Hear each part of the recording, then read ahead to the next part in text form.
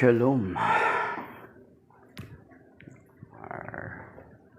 Our Catholic Daily Gospel reading is taken from the Gospel according to St. Luke chapter 9 verses 7 to 9.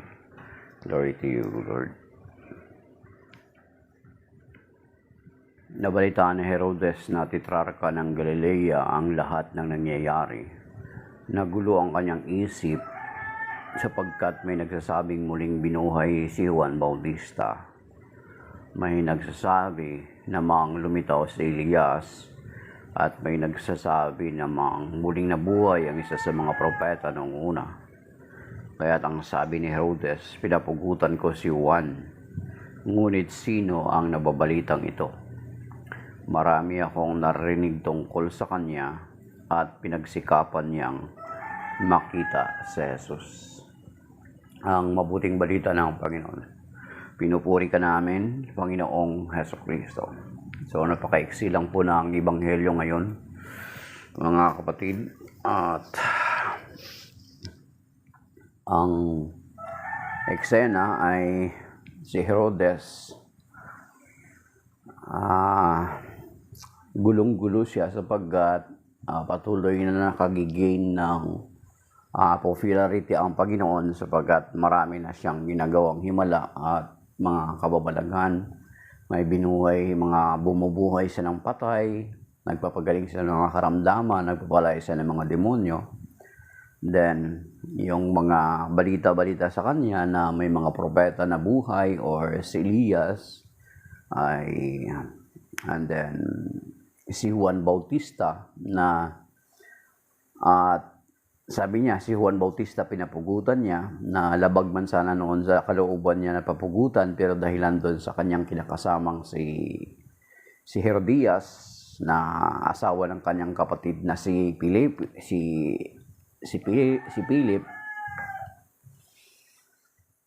nagkaroon ng chance na nagkaroon ng birthday ni Herodes, nagpiging siya at may mga invited siya ng mga guest, na maraming mga guest. Then sumayaw yung anak ni Herodias at nangako siya na kahit kalahati ng kanyang kayamanan ay kanyang ibibigay kung hingin ng babae, ng bata. Then dito nababalitaan niya nga na ang Panginoong Jesucristo ay patuloy na gumagawa ng himala at kababalaghan at naguluhan siya. Kaya mga kapatid, ang aral sa buhay ni Herodes, kapag namumuhay ka sa kasalanan, kapag patuloy na may tinatago ka na mga pagkakasala, every time na, di ba, kahit halimbawa, yung every time na marinig mo yung pangalan pa lang, di ba, kahit hindi man yun yung pinakatao, pero marinig mo pa lang yung pangalan, ma-recall mo na kaagad yung mga pagkakasala mo, ma-recall mo na kaagad yung mga pagkakamali mo. Kaya, kapag nagkakaroon ka ng gano'ng mga sitwasyon sa sarili mo na parang nagkakaroon ka ng guilt feeling, every time na marinig mo yung event na yun, marinig mo yung mga pangyayari na yun, marinig mo yung pangalan na yun, ng taong yun, ay parang nananariwa pa rin sa'yo yung pangyayari kahit ilang taon na yung nangyari. Kapag marinig mo yung taong involved sa buhay mo na hindi naging maganda yung naging dahilan ng pangyayari, every time mo marinig mo yung pangalan na yon is kahit hindi yung tao na yon, nagkakaroon ka ng either guilt feeling, yung nagagalit ka or nababagabag ka. That is the time for you to be delivered, for you to be makalaya dun sa ganong sitwasyon. Parang katulad ditong kay Herodes, ang isa sa paraan natin dapat nagagawin is we have to bring it to the Lord. I-surrender na natin yan sa Lord. We need to go to confession, mga kapatid. Kasi sa confession ay kapag totoo tayo sa ating pangungumpisal, yung mga nakaraan na yan ay buburahin ng Panginoon yan. Then kung when you go to confession, ay sinasabi naman yan, di ba, sa Isaiah chapter 1 verse 18, mga kapatid.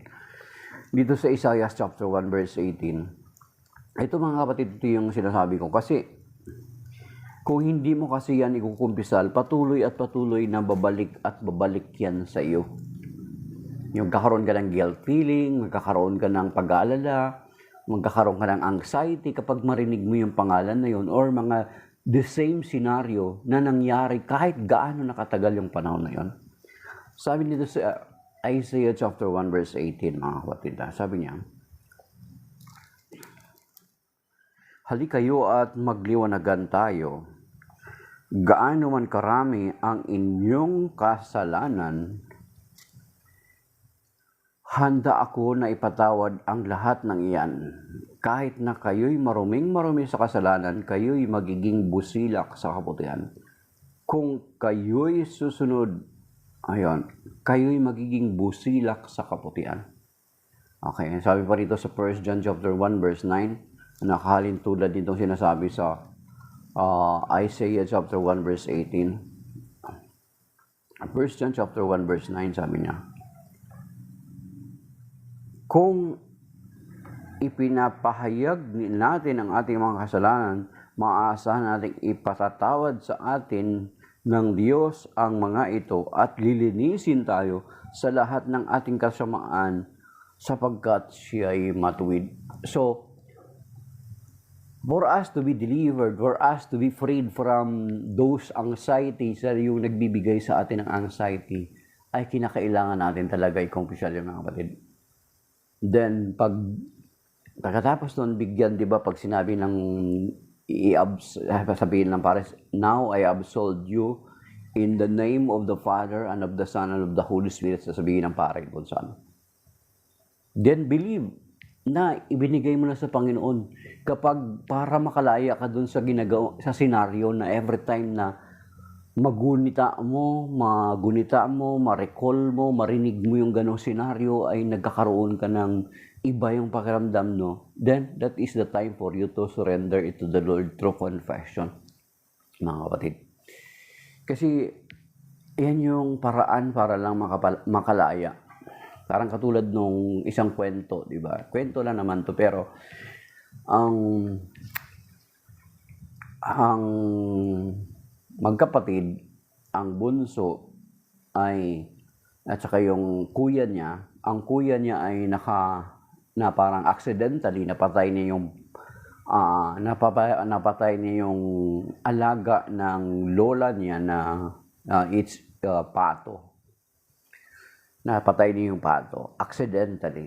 Then, ang nakasaksi sa kanya, nasaksihan or nakita ito ng kanyang bunsong kapatid. So, ang bunsong kapatid, every time na utusan ng lula, ay lagi niyang ipapasa sa kuya niya yung utos ng lula.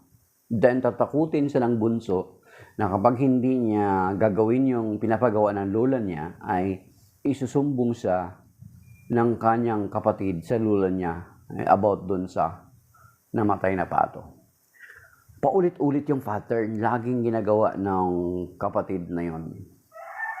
Until such time na hindi na matiis ng kuya ang pang-aalipin baga ng pananakot or intimidation or blackmail, pagbablackmail ng kanyang kapatid sa kanya. So ang ginawa niya ay isinabi niya na sa kanyang lola na yun nga accidentally napatay niya yung pato. So napuna din pala ng lola. Sabi niya kaya pala na napupuna ako yun. Sabi niya, bakit hindi mo kaagad inamin sa akin? Hindi sana hindi ka inalipin ng kapatid mo. So yun lang yun mga kapatid. Yun yung pinaka paraan natin para makalaya. Kasi ang demonyo, lagi niyang isisiksik sa isip mo yung guilt, yung ginawa mong pagkakasala. Pero kung ikinumpisal mo na, pinatawad ka na ng Panginoon, then Who is he? Or sino siya na para akusahan tayo? Diba? So, yung sinasabi nga ng 1 John chapter 1, if we acknowledge our sins, He is faithful and just, and He will forgive us sa ating mga kasalanan. So, yun mga kapatid. So, yun yung nangyayari kay Herodes, nababagabag siya. At gusto niyang makita ang Panginoong Hesukristo. Okay, sabi dito.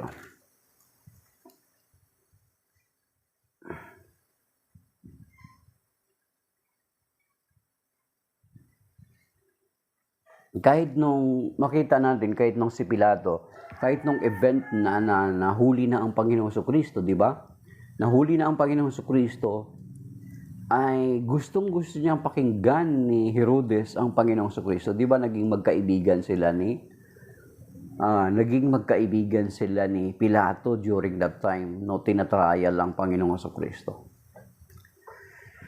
So, ang nagiging problema ni Herodes? Bakit hindi siya makalaya-laya do sa sitwasyon niya? 'Di ba? Yung mga tao sa palibot niya, masyado siyang nagpapa-impluwensya sa mga tao sa palibot niya, lalo na yung asawa ni Herodias. Lalo niya si Herodias, mga kapatid. So, isa sa mga faktor bakit kung minsan nagkakaroon ng hadlang yung ating paglaya because of our dahilan doon sa mga tao na nakapaligid sa atin. If we really wanted to be freed from sa ganung uri ng pagkakasala, kung saan tayo palagi at malimit na nagkakasala, mga kapatid, dapat aalis tayo doon. Kasi may kapangyarihan naman si Herodes kung gusto niya makalaya Kaso lang, kung minsan, mas pinipili pa natin na manatili sa pagkakasala kaysa makalaya. Di ba? Kahit basahin natin yung aklat ng Exodus, noong ang mga tao ay nakakaranas na ng kahirapan nung paglabas nila sa Ehipto. Di ba? Kung balikan natin yung aklat ng Exodus, makikita natin doon na sinisisi na nila si Moses. Inalis mo ba kami rito para patayin sa ilang?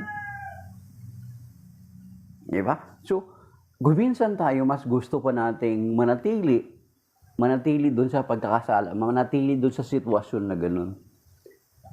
So the choice is ours. Gusto ba nating makalaya sa mga guilt? Gusto ba nating makalaya dyan sa kung ano yung kinalalagyan natin? Then, let us alisin natin yung mga, or lumayo tayo doon sa mga nakapaligid sa atin na yung impluensya nila sa atin ay hindi maganda. Yun siya sa paraan, mga kapatid. Magpalit tayo ng mga kaibigan. Magpalit tayo ng group of friends. Si Herodes, hindi niya magawa. Samantala, kayang-kaya niya naman gawin. Kaya every time na marinig niya yung patungkol sa himala, kahit hindi man si Juan yun, ay lagi siya naguguluhan. So kung may mga sitwasyon sa buhay mo na ganon, kung may mga sitwasyon sa buhay natin na ganon, then mag-decide tayo, ano yung gagawin natin para makalaya tayo doon sa guilt na yun, makalaya tayo doon sa sitwasyon na yun. Ang pagdidesisyon or ang freedom or kalayaan magsa-start sa atin. Sabi nga nung may sinabi si San Agustin, sinasabi niya, sabi niya, God can save us. God created the world without us, but He cannot save us without us. Ibig sabihin, God needs our cooperation. God needs our cooperation. So yung freedom or kalayaan natin sa anxiety, kalayaan natin sa pag-aalala, kalayaan natin sa pagkabagabag, is tayo ang dapat na kumilos at gumawa ng hakbang. kung ano yung sa tingin natin na kapag babagabag sa atin, din layuan natin yun. Then let us create a new circle of friends, mga kapatid. So maybe that is by now, mga kapatid. Shalom, and may God bless us all. Signing off, my dear brothers and sisters.